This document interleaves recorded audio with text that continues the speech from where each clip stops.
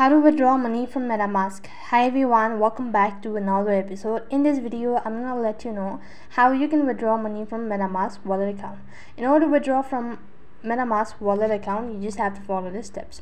Now unfortunately, there is no such direct way of withdrawing money from Metamask to any other sort of crypto app.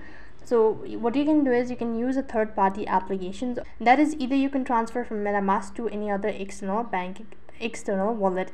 So for that case, what you can do is you could go and simply log into your Metamask wallet account. So when you're logged, to take you to this page, right on this page, make sure to select Ethereum as your main network, and after that you need to go ahead and locate crypto.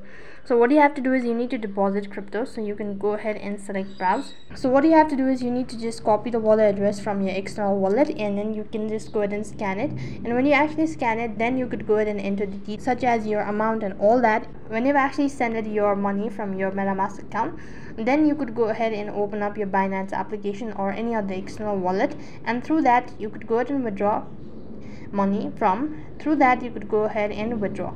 So in that simple way, you could go ahead and withdraw money from Metamask. That is all for this video. I hope the video was helpful.